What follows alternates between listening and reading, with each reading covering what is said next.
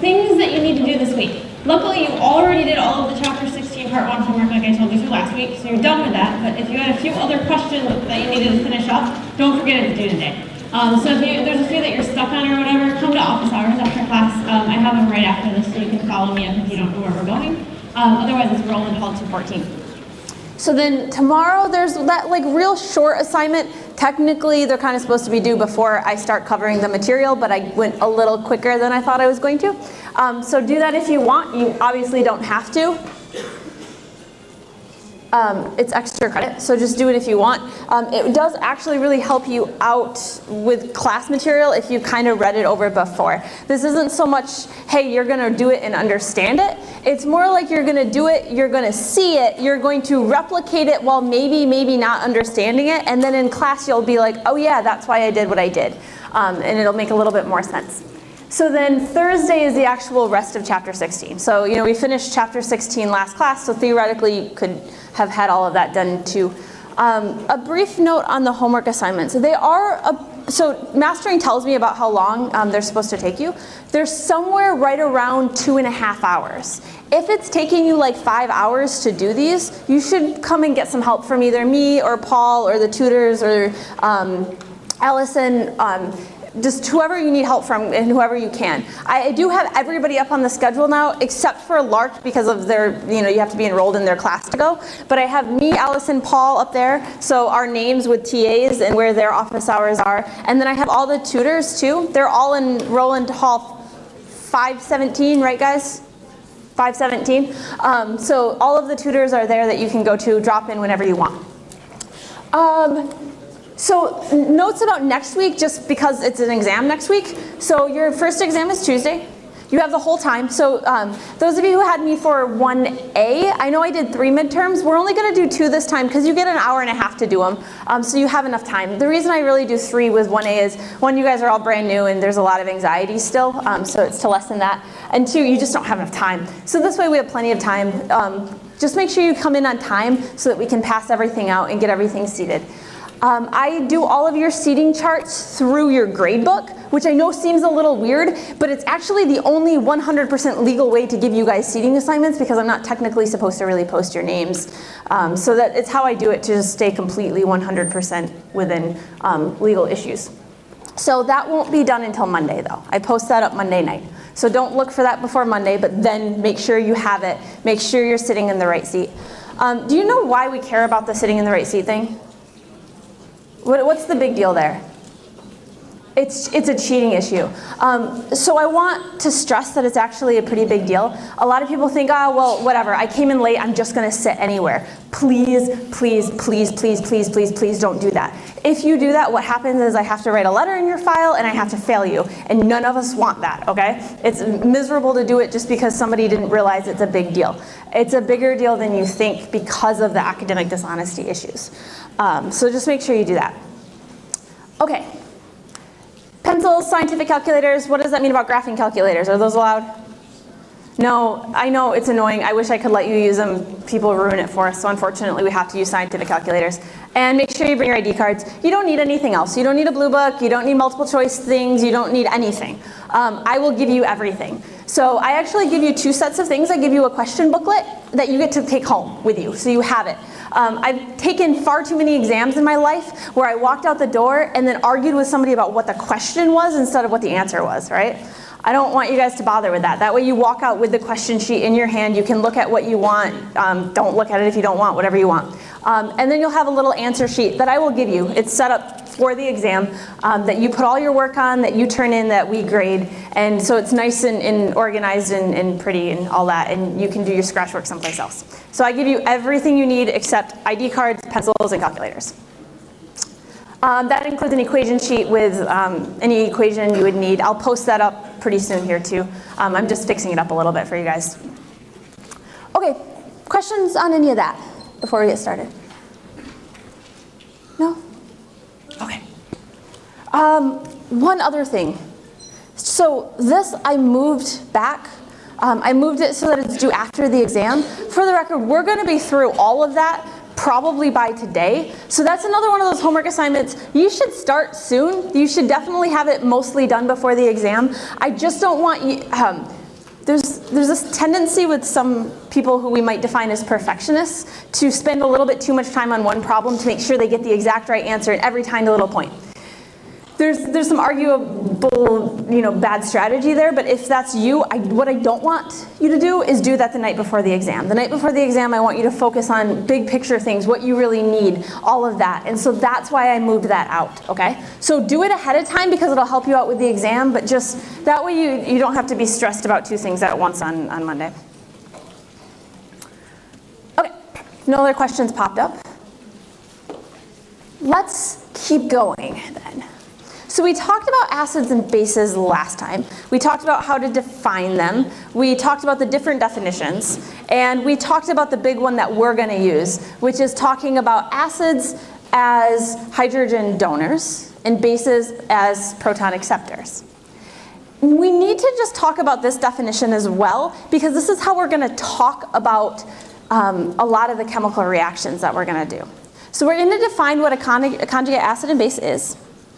How to recognize them, and then if you're given an acid or a base, you want to not only be able to recognize, oh, that's an acid, oh, that's a base, but you want to be able to tell me or anybody else what that acid or base really is, or that conjugate acid or base would be. So when we have an acid, we know that it loses a proton, right? That's how we define it. What it becomes is then what we call the conjugate base. So if this is our acid, and that's a carboxylic acid, right? You don't have to worry about how to name them, but know that it's a carboxylic acid. It's going to lose that hydrogen right here, right? Now remember, where does that hydrogen technically go? Is it technically all by itself like that?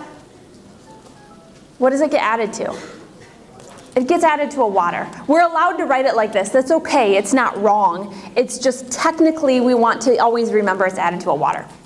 This thing that's left over, we call that the conjugate base. Because this is an equilibrium, right? And so think back to last chapter. We know that equilibrium reactions are going both forward and backwards, yeah? Since it's going both forwards and backwards, what does that mean about this reverse direction? What is this actually doing? If flip this in your mind so it's the reverse reaction, what is this actually doing? It's picking up a hydrogen, right? It's acting like a base. So that's why we call it the conjugate base. Because the forward way, this is acting as an acid, it loses a hydrogen. But if we talk about the reverse reaction, this is acting as a base. And so we call it the conjugate base. Exact same idea than when we're talking about bases to begin with. So here we have NH3. Remember, we're recognizing our bases. We have the first and second groups with the hydroxides that we can recognize pretty quick. Most people like those bases. But then we also have the ones that have nitrogen with 3 bonds, and what else? 3 bonds and a lone pair. That 3 bonds and a lone pair is what cues you off that a lot of times those are your other types of bases that you need to recognize. So we have this. It takes a hydrogen from the water, which now makes it, or a proton rather, from the water, which now makes it a plus charge. And then it leaves off that OH minus, which is what makes it basic. So we call this the base. We talked about that last time. We talked about this reaction last time. The new thing then is that we call this the conjugate acid. And again, because this is an equilibrium, we know that while this is sitting in water, it's going back and forth, back and forth, back and forth. And so if we think about the reverse reaction, this NH4 plus is actually giving up a hydrogen and becoming NH3. It's acting like an acid. So, good question then, why do we call this the conjugate acid and we don't just call it an acid? It's basically just to kind of talk about the groups, talk about the pairs, and it's all relative. It depends on how you set it up. Whatever is over here is either your acid or your base. Whatever is over here on your product side is your conjugate, okay? So it's just kind of how we go about talking about them. So we're going to do a bunch of examples, and in the meantime, because it's ridiculously important that you remember how to identify your acids and your bases, we're going to kind of review this as we go. So these slides that I interspersed in here, it's just the slide we talked about last time, kind of split up to talk about each individual one. So we had a bunch of different kinds of acids. One of the kinds that we talked about were oxoacids. those polyatomic ions that you learned about in 1A, it was those with hydrogen ions, or hydrogen attached, so they weren't ions anymore. Okay, so these were the ones I gave you before. Again, not all inclusive, just to kind of give you an idea of what we're looking for, right? And we have our central atom, we have our oxygens around our central atom, and then our hydrogens actually attach to our oxygens. And that's what comes off to give us our acid. Okay, so with that review in mind, our first one. For this one, H2SO4, identify the conjugate base. Okay, so take a second, think about it. What would the conjugate base of this be?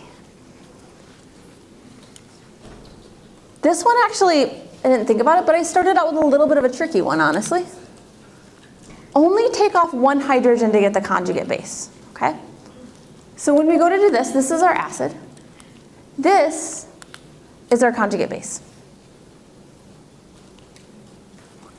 Notice there's still a hydrogen on there, okay?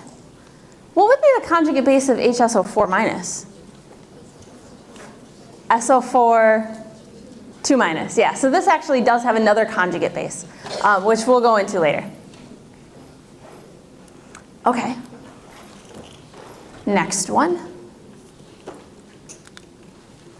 The next one doesn't neatly fit into any of our categories that we talked about with acids, but you can see based on the structure, based on the HCN, how that's going to lose its hydrogen, right? It only has one hydrogen to lose. So when we put this in water, what does its conjugate base become? CN minus. Okay. Now, one more review on types of acids, because I want to make sure that you have this one down too. Our other big grouping was our carboxylic acids. Okay? Carboxylic acids, remember, have this COOH group.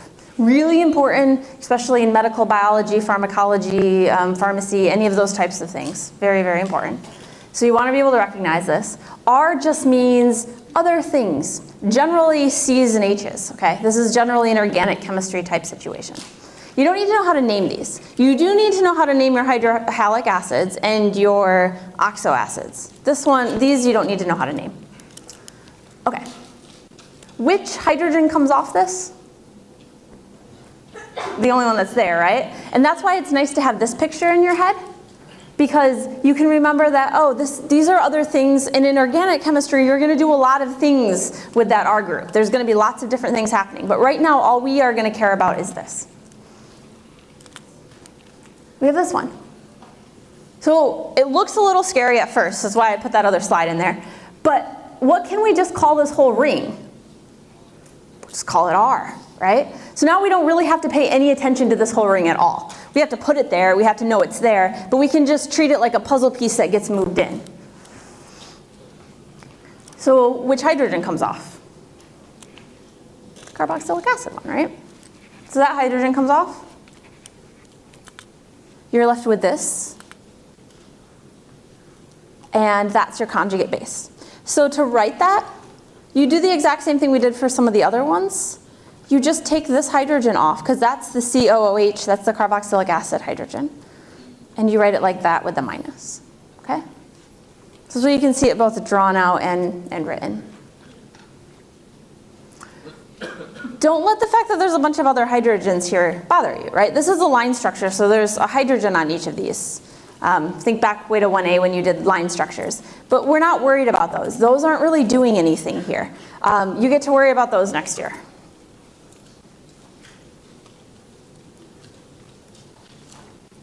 Okay, yeah? Would there be another conjugate base for this one? For this one, not really. These hydrogens aren't likely to come off unless you do something dramatically different. And so once you get to organic, you'll learn how you can actually do things with that. For right now, we just kind of use it as a grouping.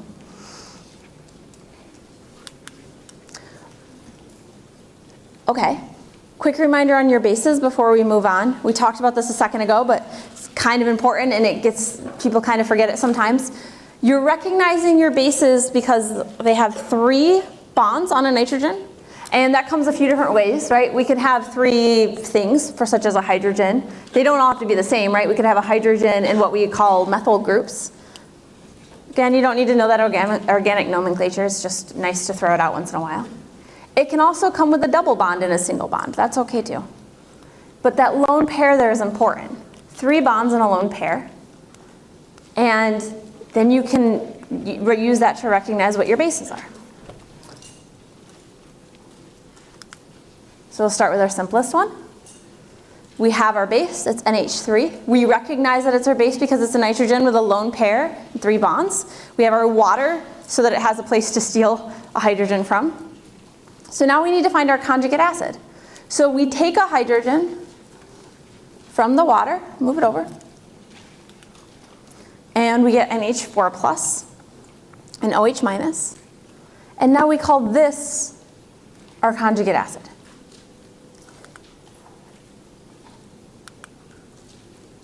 It doesn't matter what those 3 bonds are bonded to for us. And I'm gonna put that caveat of for us on there, and maybe even for right now. We're not gonna do a lot with those other groups.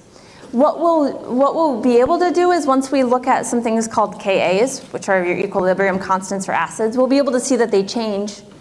And next year, you'll spend a lot of time talking about exactly why you would want to put different things rather than a hydrogen on there. For us, we're gonna kind of just use the numbers. Next one. Very similar, right? Basically identical. Yeah, you have some methyl groups here. You have some CH3 groups here. It doesn't really change anything though, because it's still going to just take a hydrogen from the water and do this.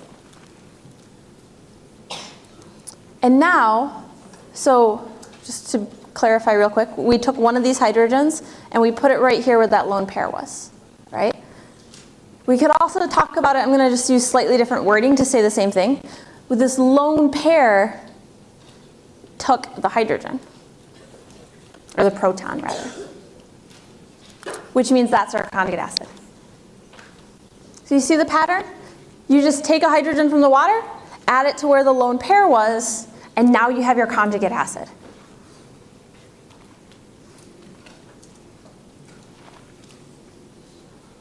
Let's do our last base. This one, I'm going to go ahead and not write the whole equation out. If I ask you for a conjugate acid or a conjugate base, you don't have to do the whole equation. That's just to kind of help you out so you can see where everything is going. So let's do another one that we don't do that for. So this is the pyridine. Again, you don't need to know how to name it. It's nice to throw it out there. Same rules apply. Just because it's in a ring doesn't change anything. It doesn't mean that suddenly a whole new set of rules come in. We have a lone pair. We have a nitrogen with 3 bonds. We go ahead and we take a hydrogen from the water and we add it to where that lone pair was. Okay? Because the lone pair is going out and grabbing that hydrogen. By going out, I mean they come close to each other, right? It doesn't actually run away. It goes, bonds to the hydrogen, leaving that with a plus charge. Okay. Now it's your turn.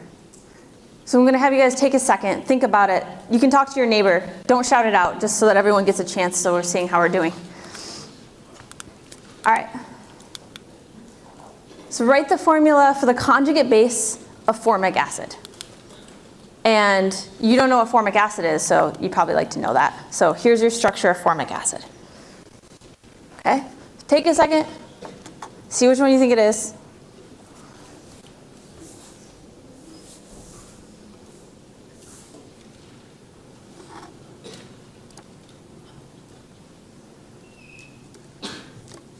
You're welcome to talk to each other if you want. Probably only be like another 15 seconds or so.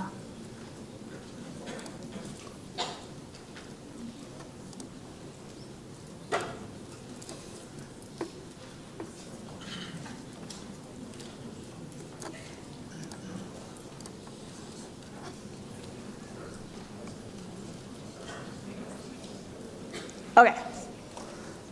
We got it? So on the count of 3, we can all shout out a letter. I know you guys really loved learning catalytics in 1A for those of you who had it, but you know, we were not going to do that this time. Okay, so on the count of 3. 1, 2, 3. Awesome. And no internet problems, right? Okay, so yeah, we got D. Now, question, if you did A, if you did A, that's indicating something. So you might say, well, I think A should be right too. I have all the same letters and I have that charge. Why isn't A right? And the problem with A is that it just would be a little bit confusing.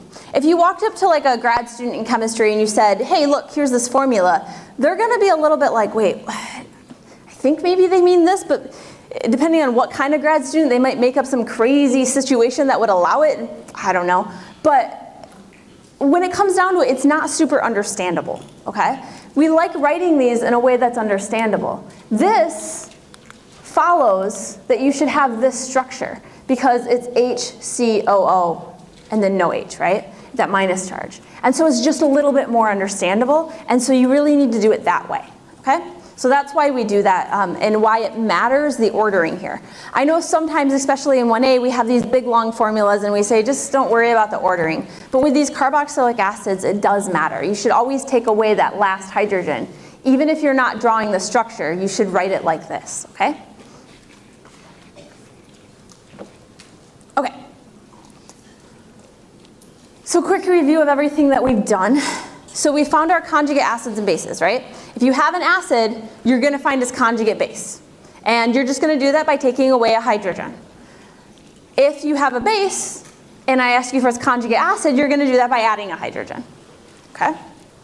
And then something that I want to point out that I didn't make super clear as we were going through, generally this is from the water, right? It's not always from the water. Theoretically, we could actually have a reaction where we're going to add acid and base together and the two of those would react, but we're kind of keeping it simple right now. So in our case, we've been using water as both an acid or a base, and that's a special word, it's called amphoteric. And we've been using it as both, but you could actually have it react with an acid or with a base itself as well. And we'll talk about some of that later on. Okay, so we're going to take a little interlude, because my life lessons are always really impressive. So we have life lessons. How to pick up someone at a bar. And I was married and divorced before most of my friends even managed to get married, so obviously you should listen to me on relationship advice. Okay, ready? I love chemistry pickup lines, by the way. You shouldn't probably actually use them, but excuse me, but I'm really attracted to you, and according to Newton's law of gravitation, you're attracted to me too. Go ahead, argue with that, right? It's not chemistry, it's physics, but I think it works. We'll have some chemistry ones later, don't worry. So those of you who are like, well, I don't want to pick up a physicist, understandable, but we'll get there. Okay, now, calculating pH. I introduced pH to you guys, and then I really didn't tell you much about it. I'm like, hey, look, here's pH, here's a bunch of things at different pHs. Great. We should probably know how to actually calculate it and what this number actually means. Because pH isn't like a concentration exactly. It's not, so we need to actually spend a little time on just defining what pH really is. So we'll first of all define it and then to figure out how to calculate it. So probably everybody has heard of pH. Even people who aren't necessarily chemists or have taken chemistry classes in high school have heard of pH. There's something else very similar to it called pOH, and we'll talk about that too. And we'll define those based on hydrogen and hydroxide concentrations so that you can calculate back and forth between pH and hydrogen, between OH and H+, between OH and POH, and between pH and POH. And if I duplicated something in there and left something out, I'm sorry, all the combinations will be done. And then the other thing that we want to make sure that we do, and that we'll talk about, is what happens if one changes. If we change H+, what happens to OH-? Because there's a built-in system that changes here. And then when we change pH, what happens to POH? In terms of not just numbers and not just calculating them, but conceptually too. So first off, a little moment of review on what we did before. We sort of started with a very vague, friendly definition of acids, that okay, acids are a pH of less than 7. Bases are a pH of greater than 7. And I put some little caveats on it, like 25 degrees Celsius, and then we kind of moved on, right? We can look at the things that are acids, and we kind of know a lot of them, right? We know that lemon juice is acidic. If you ask somebody who knows nothing about pH and nothing about chemistry, they'll tell you that lemon juice is an acid. Maybe you didn't know that some of the other ones were, but hey, we have a feel for this. Okay, now let's talk about what it really means. So what it really means, let's get it all at once, that's okay. So let's just look at this and just kind of don't really take particular good notes on this. If you really want the notes, just download it, but more pay attention to it than anything else. So if we have neutral, something that's completely neutral, it has about 10 to the negative 7th hydroxide, right? And about 10 to the negative 7th H plus too, okay? This is just me telling you some things, and then we're gonna look and see what we get out of it. Lemon juice, on the other hand, if you were to measure the hydroxide concentration, you would get an H plus concentration of about 10 to the negative 3rd. Which one's bigger? Which one has a bigger H plus, the neutral or the lemon juice? Lemon juice, right? Because it's the negative exponent? Okay. And then ammonia, on the other hand, look at that H plus. It's really low, right? 10 to the negative 11th. So if you actually just measure H plus, that's what you get. What if you measure hydroxide? Okay. Neutral, you're at like 10 to the negative 7th. All right. Again, taking notes on this, probably less than useful. Hydroxide for lemon juice goes way down. There's not very much hydroxide in lemon juice. So ammonia, on the other hand, has quite a bit in comparison to the other ones. Okay? And notice I say about. We're using what we call order of magnitudes, 10s to the power of. All right. Just as an interesting thing to note, notice that they multiply to be 10 to the negative 14th. We'll talk about why later, but just notice it for now.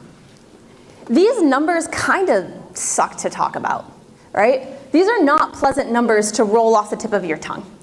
And that's actually one of the reasons we like using pH. Because if you want to make these numbers kind of nice, what we really want to do is get rid of that 10 to the power of, right? If everything is changing in increments of tens and hundreds and thousands and 10,000s and 100,000s, why do we want to deal with everything on a normal scale? And that's where this comes in. What if we just take the negative log of them, right? Now we have something that kind of measures this in order of magnitudes, as opposed to dealing with these kind of weird exponents. So this is what the definition then becomes, okay? Now we're back to where it's probably useful to take notes. This little p in front, pH, POH, when we get to it, pKa, that means take the negative log of it, right? What you really care about here then is that little p just says, oh, negative log of whatever. So pH is negative log of H. POH is negative log of OH. I didn't talk about it, but what's pKa?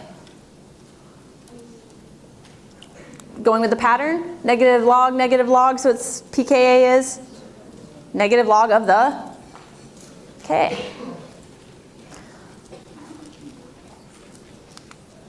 Now, if you're just given the H plus or the OH minus, that makes it really nice. Just fill it into your calculator, done. Obviously, we're going to do some more calculations with this, but this is just kind of defining it for now. One thing that's kind of also good to know, back up a second. My second bullet point here, when I say notice that these multiply to be 10 to the negative 14th, that does something nice when we actually take the negative log of everything, due to the properties of logarithms. What it does is it actually says that pH plus POH is equal to 14.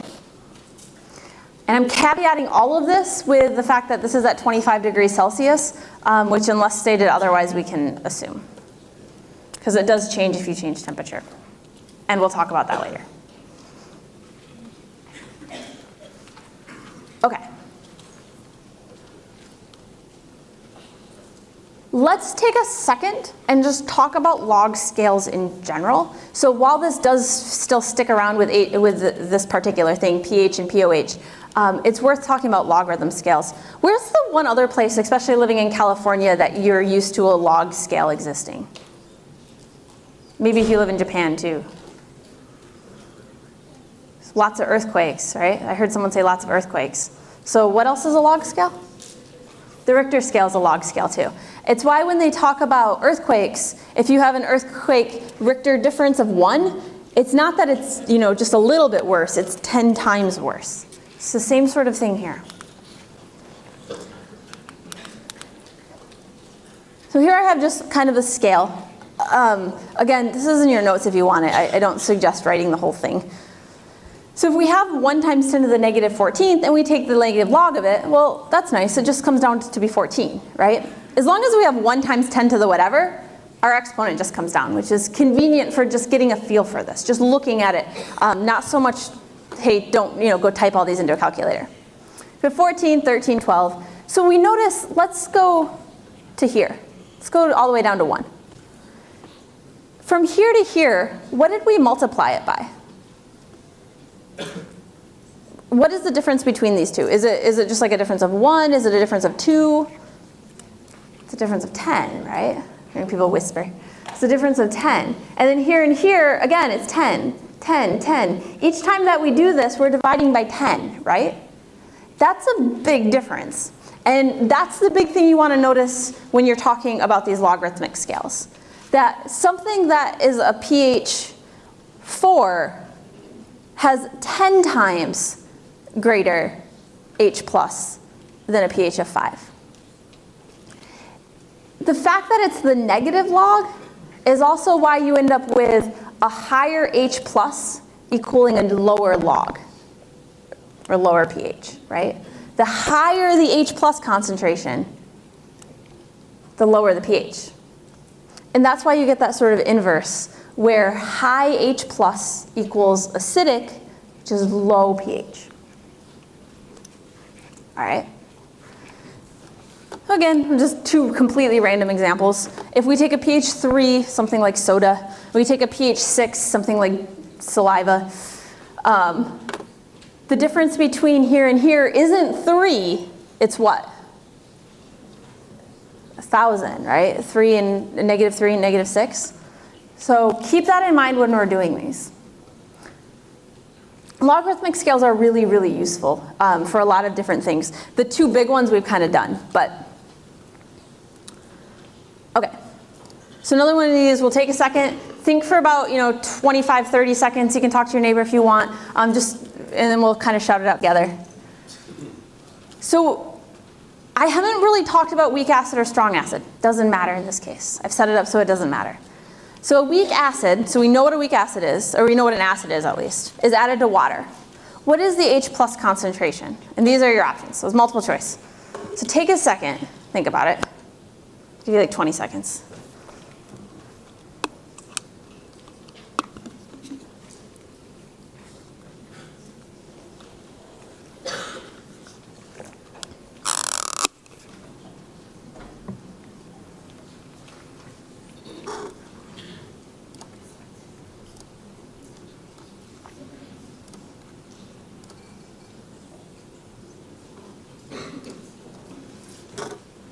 Are we ready-ish? Yeah? Okay, so again, count of 3, and then we'll shout out a letter, right? 1, 2, 3. Okay, we'll talk about this one a little bit. Yeah, it's good as technology, right? Okay, we'll spend some time walking through this one. All right, here's where we want to start.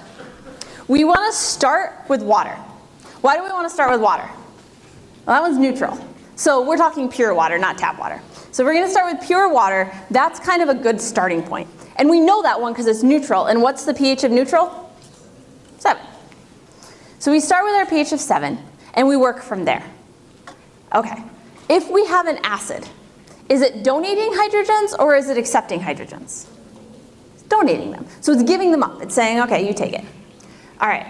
So our water normally has a pH of 7, which is 10 to the negative 7th, right? So that's why all of the things are based on 10 to the negative 7th. So that helps us out a little bit. Now, if we add acid to it, is it going to increase or decrease our hydrogen ion concentration? It's throwing in extra hydrogen, so it's going to increase. So instead of 10 to the negative 7th, it's going to be a little bit bigger than 10 to the negative 7th. Now the fact that it's strong or weak doesn't really matter so much. That's just kind of going to get us into the next section is all, and why I want to talk about it. All that really matters here is that it's an acid for right now. If it was a base, what would it be? Be lower than 1 times 10 to the negative 7th, right? So this is going to kind of set where we go. And all of this is at 25 degrees Celsius too, is our caveat. But this is going to kind of set, okay, well, that tells us what's an acid, what's a base. And that's where our pH comes in too. Because if we take the negative log of this, we know that our pH is going to be lower if it's an acid. It's going to be higher if it's a base. Let's look at this in picture form.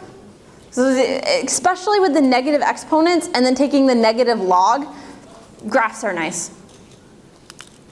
So let's look at this one. We have our 3 things: acidic, basic, neutral, or acidic, neutral, basic. So we'll start with our neutral. If you have something that is neutral, what that is defined as, and this is actually probably a good thing to write down because sometimes the definition of this gets a little mixed up. It's not really defined as pH 7. It just happens that that's what it is at 25 degrees Celsius. What neutral is really defined as is when your H3O plus, or H plus, whichever you want to think of it, is equal to your OH minus. Okay? So when those two are equal, you have a neutral thing. And I know it's not written up here, it's probably a good thing to write down. Neutral is when H3O plus and OH minus is equal to each other. Normally, at 25 degrees Celsius, which is where we tend to do most of our work in this class, that's at pH 7. Now, what happens when you add an acid or a base is that this gets shifted, okay? It's still going to overall equal the same amount. It's that 10 to the negative 14th number that we talked about earlier in this little section. So it's still going to equal out to be 10 to the negative 14th. It's just they're going to kind of switch spots a little bit. So for an acidic species, you're adding hydrogen, right? Let's take a simple one. Let's take HCl. Okay, that's a simple acid, HCl. It goes in, it dissociates, it turns into H plus and Cl minus, and the H plus there increases your concentration of H3O plus. When that happens, your OH minus goes down. We'll get into exactly why this happens a little bit more later, but this is a good kind of starting point, okay? You're shifting the equilibrium around of the water. When you do the basic, now you're doing the opposite. Let's take a simple base. Let's take NaOH, okay?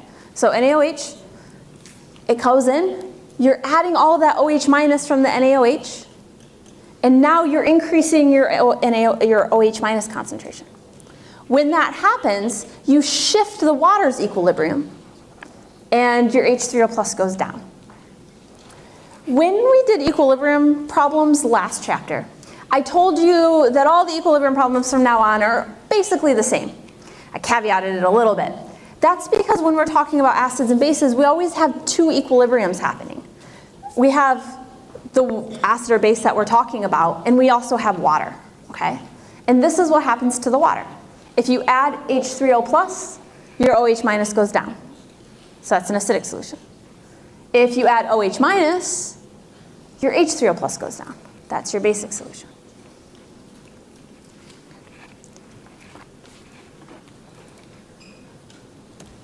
Okay, so a quick review. And then we get to go on to talking about the differences in acids and bases.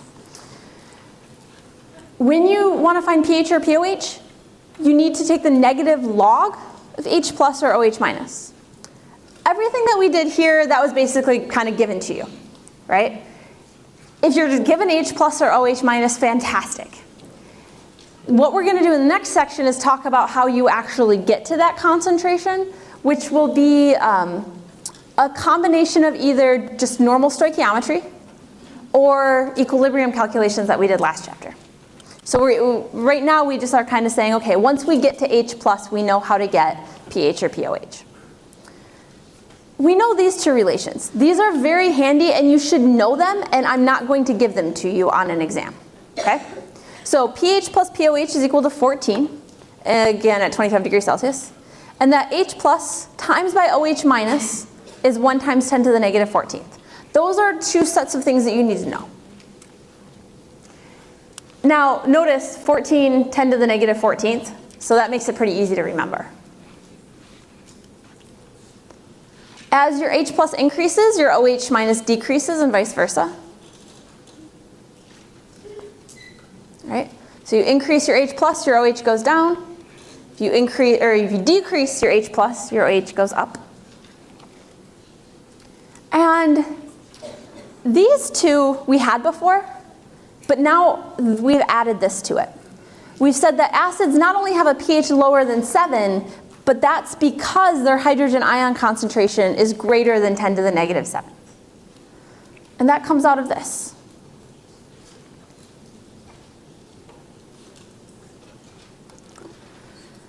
We said that bases have a pH greater than 7. We knew that from before. I talked about that last class, I think. But we also now know that that's because the H plus is lower than 10 to the negative 7.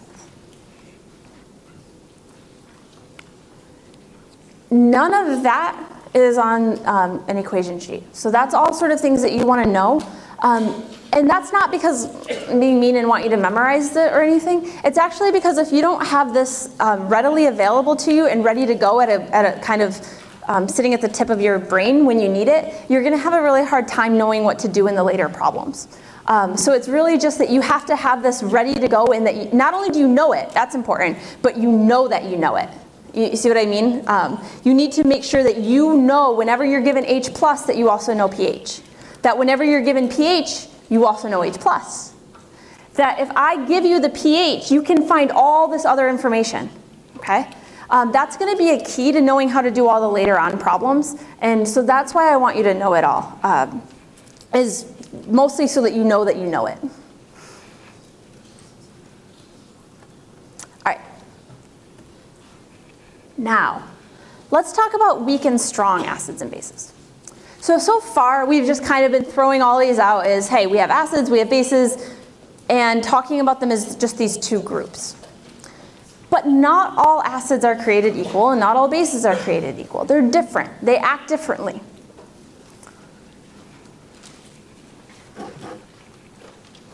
So first off, we want to define them. And secondly, we want to identify which one's weak and which ones are strong. This part ends up being a little bit of memorization on your part. It's not too bad. It's not like polyatomic ion level memorization or anything.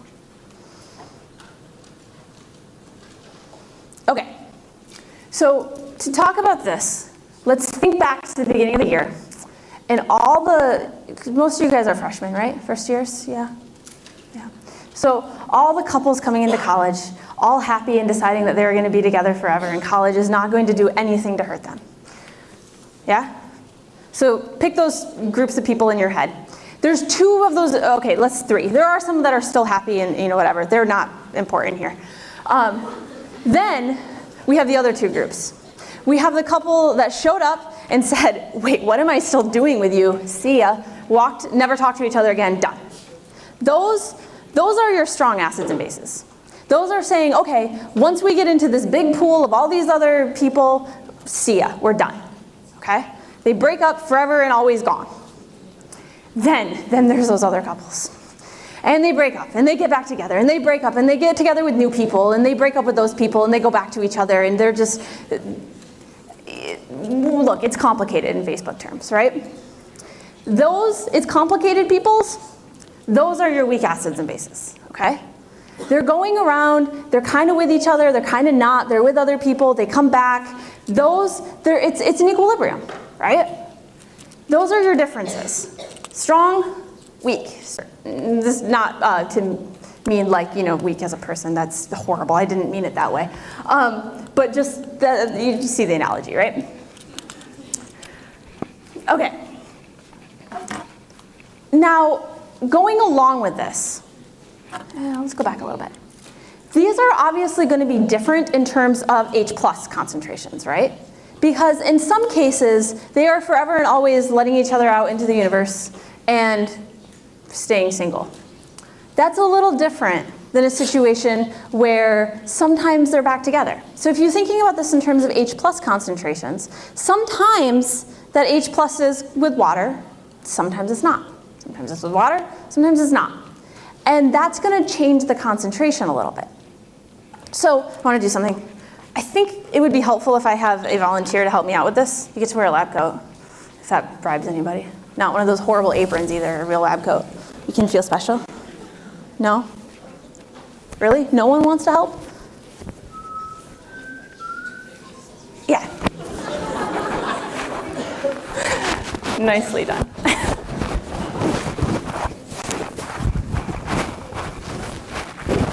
Go ahead and throw that on.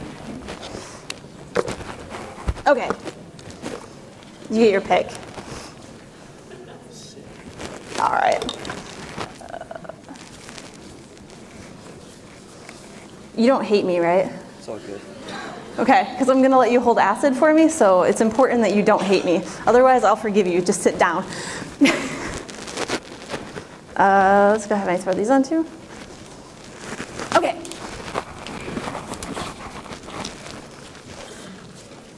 This is super complicated. You have to dip paper into water. Can you handle it? Okay, well, we'll try to make it work. Too late, you have the gloves on now. You can't go back. All right. Do we know what pH paper is? We've seen pH paper? Yeah?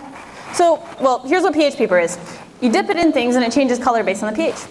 And these are the colors it changes, okay? So we have a couple of things here. The first step is to kind of see, these are the exact same concentration. So this is weak acid, I think it's acetic acid, and this is HCl. So HCl is a strong acid, it's a weak acid, all right? Okay, so what this is going to do you want to hold or you want to? I'll hold. Okay.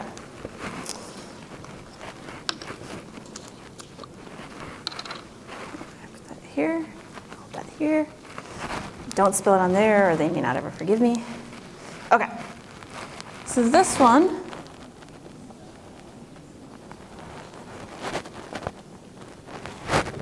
so you see that?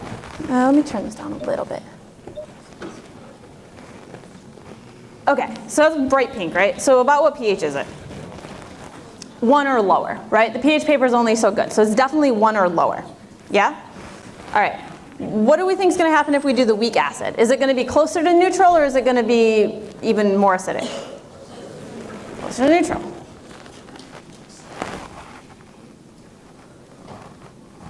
Right? Sure enough, it's like pH, what do you want to call that? I'd call it like 4 or 5, something like that. Okay. Is that what you would expect? Yeah. Now, the question, and this is a little tricky in the phrasing, so I'm going to say it a couple of times. Is a strong acid always lower pH than a weak acid? No. And why? Because using the word always in a chemistry class is a horrible idea, right? Yeah. Okay. So here's the difference. So this right here, this is just water, okay? Pure water. This is right. Yeah. Okay. So here's what we're going to do. This is a dropper. I'm going to take a tiny, tiny bit. You can see I did actually take some, right? And I'm going to put a tiny, tiny bit in the water. So it was water. I put 1 drop of the strong acid in it. You can back me up that I didn't lie to you. Now, that one has some stuff on it. Let's use this one. Now I go ahead and put it in. And what do we have? pH probably 6, 5. It's definitely actually closer to neutral than that one, right? What's the difference? Why? This is a strong acid technically, right? It's a strong acid solution. I put strong acid in it. Why is it closer to neutral than the weak acid? It's very, what's the word? Dilute, okay? So big things to notice here. At the same concentration, which one had a lower pH? The strong acid or the weak acid? strong acid. If they're the same concentration, the strong acid is always going to have a lower pH. But is it always going to have a lower pH? No, because based on what do you have to worry about? Concentration. Okay? All right. Thank you. Let's give my volunteer a round of applause.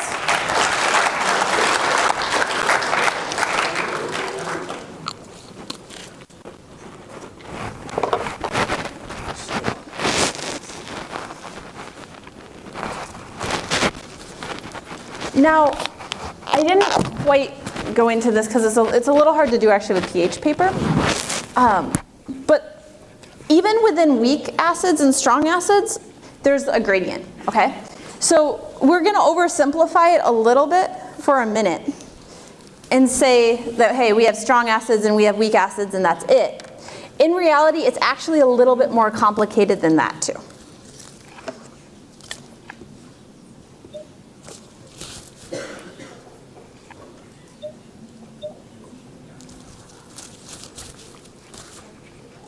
Okay.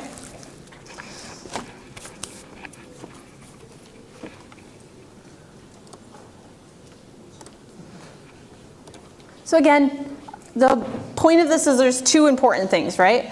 One is that, yeah, one acid is definitely going to be a lower pH. It has a higher H+ concentration. If it's at the same concentration. If you're talking about everything being equal. That's different though if you have a dilute solution of one, right? So you always have to look at your concentration of H+, not just your concentration of your acid. And we'll get into how to do that now. So here's the difference between the two. Our strong acids break up completely. And I'm going to caveat this a little bit with we assume that they completely ionize. What this really means is that the equilibrium is so far toward the products that it almost breaks up almost all the way that we can just assume it does. For all intents and purposes, we can assume that it breaks up. Now, in reality, there is a slight equilibrium here. It just doesn't actually matter to us much. Now, as far as knowing whether something is strong or weak, we will talk a little bit about the structural properties and why this happens. But you really need to be able to know this right off the bat. And so because of that, the easiest way to actually do this and to make sure that you're all set is to know the strong ones. So there's not very many strong ones. There are a few more that aren't on this list. So when you get to organic chemistry and someone says, oh, well, this is a strong acid, and you say, well, Dr. Burnley told us that it wasn't, and she knows everything. No, that's not how this works. These are just the ones that matter for this class. There are a few other ones when you start getting into organic chemistry, but I don't want to clutter up too much with all of them. Okay. So these are the ones you need to know. You need to know that they're strong acids. Reminder on naming. You do need to know how to name. So if you're still a little stuck on your polyatomic ions and your acid nomenclature, just come talk to me and I'll help you out. It's 1A stuff, but not a big deal. I can help with that too. We have nitric acid, perchloric acid, and sulfuric acid are the two kind of examples I gave. I want to point out one thing with the sulfuric acid. Remember earlier today, when we talked about the conjugate base of sulfuric acid or something like it. We only took away one hydrogen, right? Both of these will come off. Only the first one is strong, okay? So for this one, only the first hydrogen coming off is the strong one. It doesn't actually double up. And we'll get more into polyatomic or polyprotic acids in a little bit. But just for now, put a little note there so that when we get to it, you'll remember that. Okay, well, what about everything else? So those are your strong acids. They dissociate completely. You really probably just want to commit this list to memory so that you have it. It's not too bad though, because right, those are all your hydrohalic acids except for which one? Which one's missing? Yeah, HF is missing, right? So it's all your other ones. And then there's really only the 3. So it's not too bad.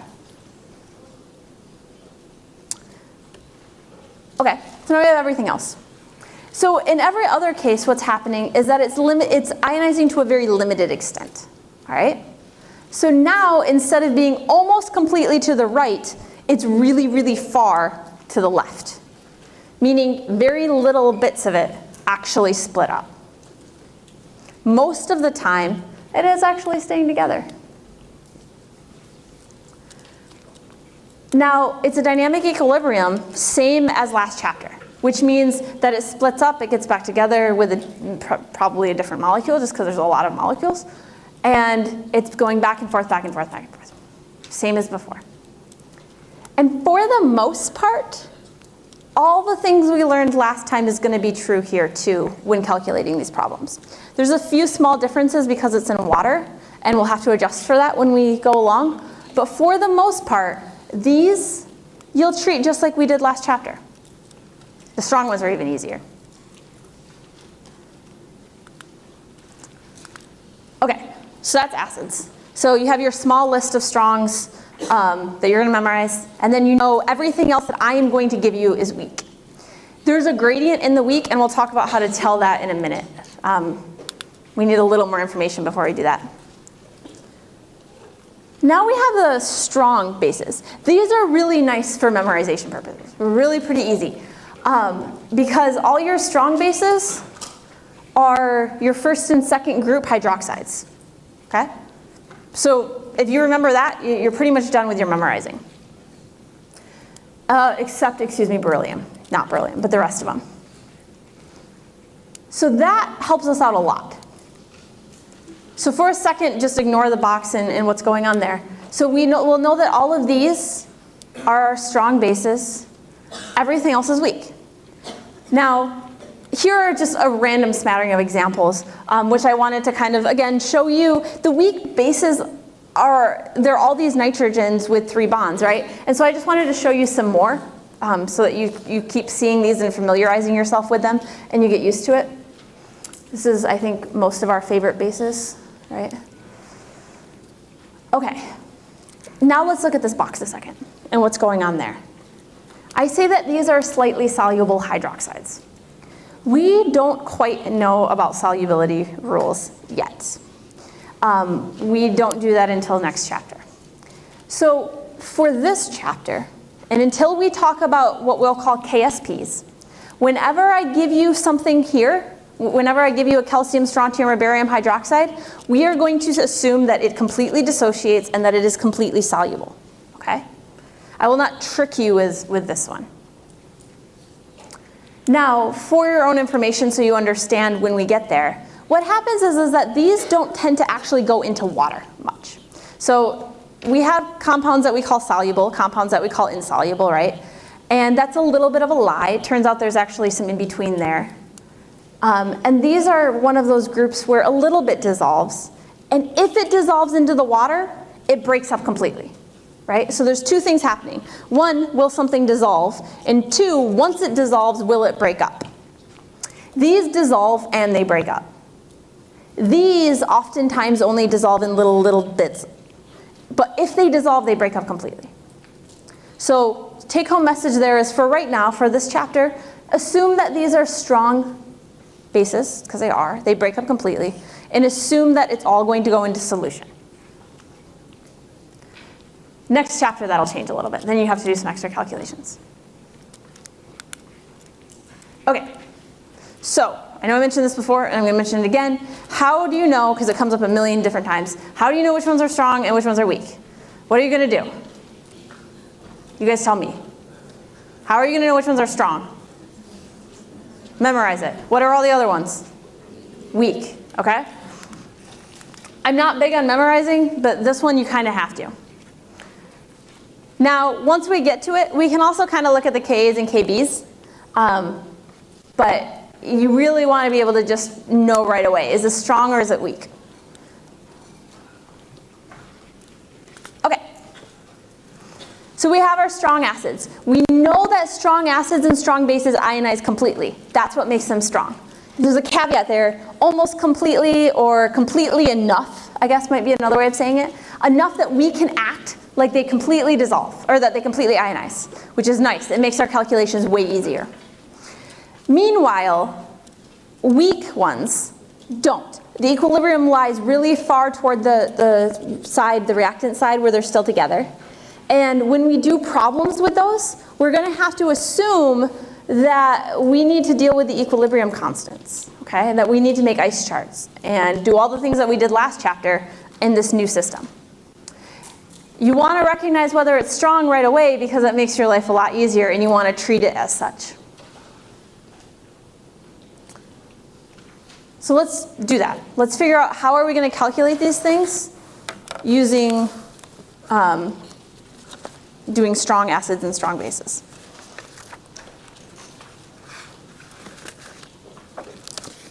Okay. So this section is not super long, lots of examples, but basically we just want to go through and say, all right, we want to know if we have a certain concentration of a strong acid or a strong base, just strong right now, what is the pH or pOH? And vice versa. Because everything we do, we can do backwards, right? So if I give you the pH and I want to know about a certain strong acid or base, we could calculate the concentration of the acid or base. Okay. So we know this from last time. We know that these are just the ones that dissolve or that ionize completely.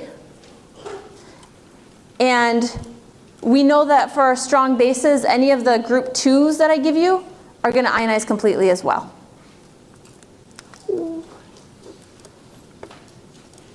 Pause for a minute while I fix animation order so I don't give you the answers.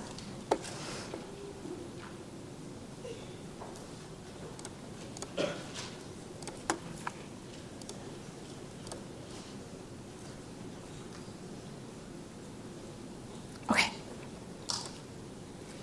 So first one, let's do NaOH. So we're going to start with a base. Strong base, so it ionizes completely. Now, it only has one hydroxide, right? NaOH, one NaOH gives you one hydroxide, which isn't true of something like the group 2 elements, right? Calcium hydroxide, etc. So we only have one. So when it breaks up, we're going to have a 1-to-1 ratio of everything. So let's write out the equation. Once you get good at these, some of these, you can kind of skip through these steps pretty quick. It basically becomes a one-step problem once you get good at it. But for right now, we're going to do it slowly. Split it up. Think about it. What does it break into? It breaks up into an Na and an OH. All right, fair enough. Only 1-to-1 ratio. Now, we're assuming this breaks up completely, right? So if I have one of these, I get one of each of these. If I have 10 of these, I get how many Na? If I have 10, do I get 5? If I have 10 NaOHs, how many NAs do I get? 10. And how many OHs? 10. Thank you, because that's actually one of the really common mistakes that people make, is they'll either half it or double it. It's one of the two. But remember, you're actually splitting it up. So you have two different things, and they break apart, and now you have one of each. So if our concentration is 0.1 molar NaOH originally, once they break up, what's our concentration of Na plus? If this was 0.1 molar, what's our concentration of Na plus? 0.1. And what's our concentration of OH minus? 0.1. So just keep that in mind. Now we don't actually care about the Na plus right now. It's what we call a spectator ion, right? It doesn't do anything. I'm just kind of reminding you of the stoichiometry. What we care about is the OH minus, because that's what's going to tell us our pH eventually. Now, a few different ways of doing this. My preferred way is to do it all in one step. You can do it however you want. So here's how I did it. I said, well, where does this equation come from? This is actually pH plus pOH equals 14. I like solving for pOH first. I like taking the negative log of my OH minus concentration and solving for pOH and then plugging into here. Okay? You can do it that way. It's my favorite way. You could also fill into negative log of H plus. So if I want to use this way, do I take and fill in 0.1 here? Will that work? Is 0.1 the H plus concentration? What is it? 0.1 is the OH. So if you want to use this equation, you can, but what do you have to do first? What is OH minus times H plus? 10 to the negative 14th, right? So you can use that way instead. And you can solve for H plus using the fact that this times H plus is 10 to the negative 14th. And then fill in, whichever one you want. I like this way better, and I really think most students do too, where you solve for the POH first. So I take the negative log of 0.1, and then I subtract it from 14. And you're welcome to do it in 2 steps if you want to. Okay.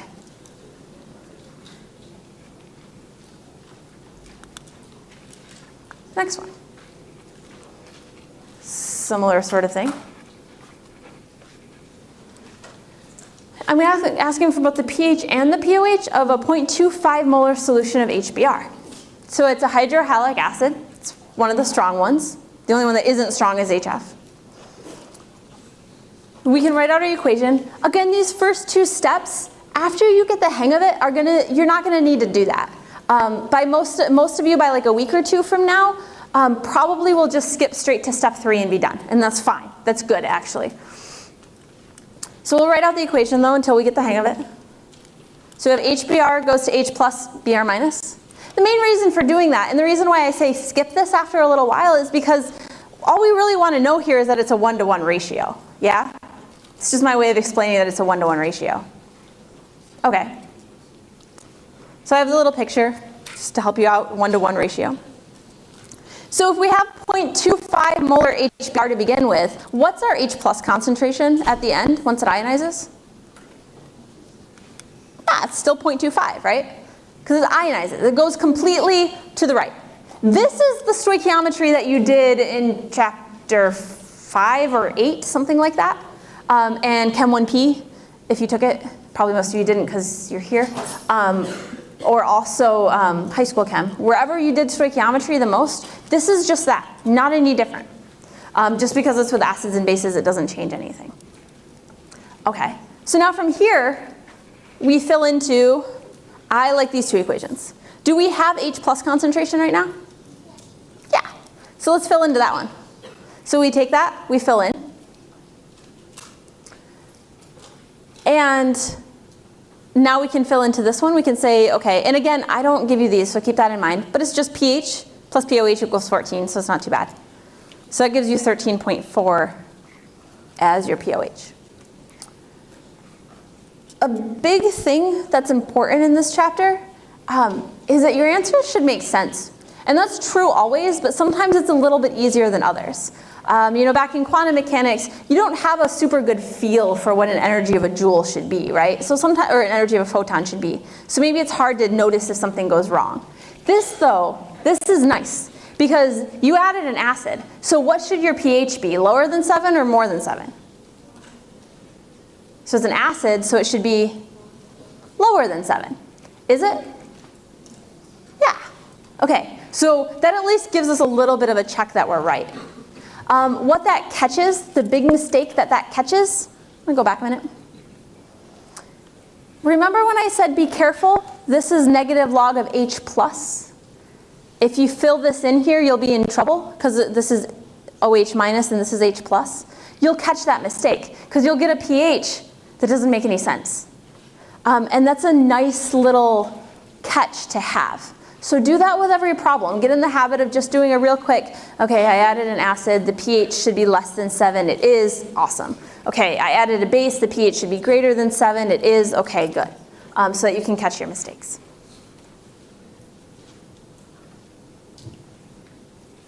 Okay. Now, I told you when we talked about H2SO4 that only the first hydrogen is strong, right? That's not true for these bases. When these bases go into solution, assuming that they can go in and that they're soluble, they ionize completely, as in both the OHs come off, okay? Different than the acids, different than the H2SO4. So we need to account for that too.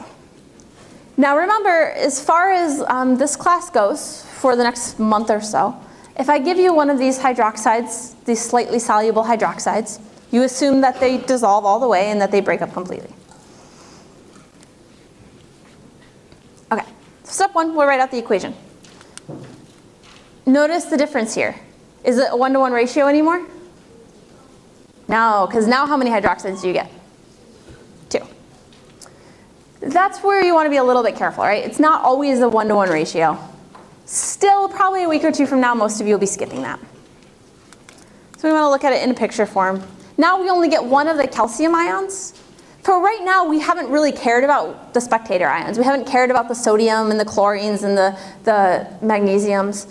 But it is good to remember that you could calculate it if you wanted to.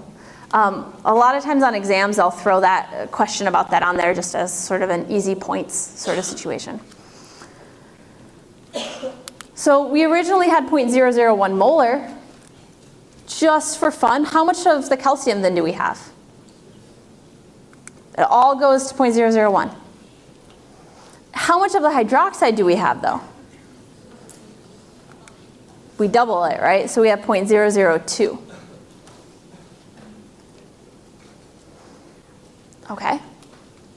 When we get our answer, are we going to expect an acidic solution or a basic solution? Not a trick question. Basic. So is it going to be a pH higher than 7 or lower than 7? Higher. So let's just get that out of the way before we even start so we make sure we're on the same page. Okay. Again, lots of different ways to do this. This time I'm doing it in 2 steps. You kind of pick your favorite method of going back and forth between everything and stick with it. Since I have OH minus, I like calculating the POH first. I think it's easier to subtract than it is to divide, but it's up to you. So I would take and fill in the 0.002 into this, get my POH. Now notice that's not your pH, right? And it's a good check because sometimes, especially like if you're in a hurry or whatever, you're not paying a lot of attention because TV's on in the background, you'll be like, oh, negative log of this, and then go to write it down. Well, if you do that extra check, you know you're not done yet because this is your POH. And so that's useful for POH, but I also asked for pH. So how do you get pH? Subtract from 14. And you'll get this. Now, your homework and me in exams, a lot of times will ask for both. That's a couple of reasons. One, it kind of catches your mistakes. If you're someone who likely kind of skips over answers or doesn't read questions very well, it'll a lot of times catch that, so because you have to answer 3 different things. It's also to make sure that you know it. In real chemistry, we pretty much just use pH. It's pretty much always going to pH. But we do want to make sure that you know how to go in between everything, and it is sometimes helpful to have those stepping stones too.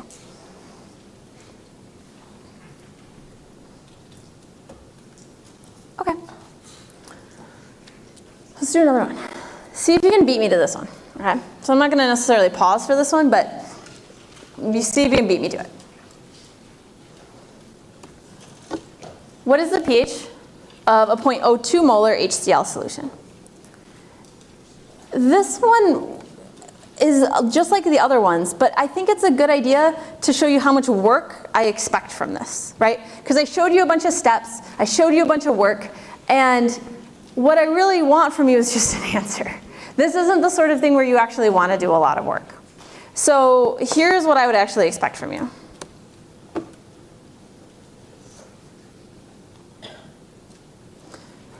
At most. So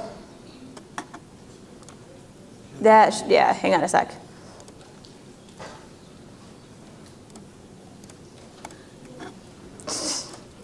One more second.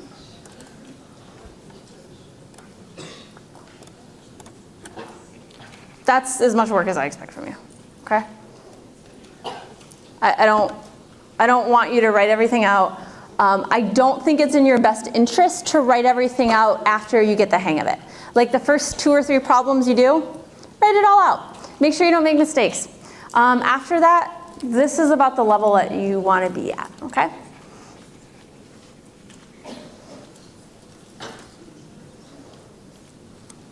Okay, let's do another one. This one's kind of more to make a point than anything else. So take a second and think about it when I pop it up.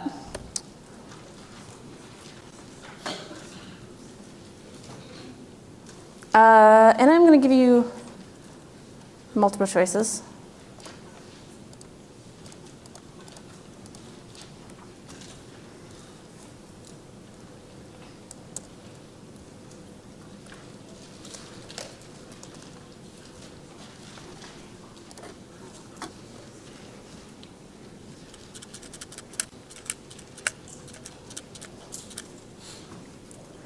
Okay, so interesting choices here, right? What do we think? So on the count of 3, and like, answer here, don't be afraid of this one. This one's meant to be a little tricky, so I'm curious. So 1, 2, 3. Okay, so this one's interesting because theoretically, is this possible? Can you calculate this? If you type in negative log of 2, yeah.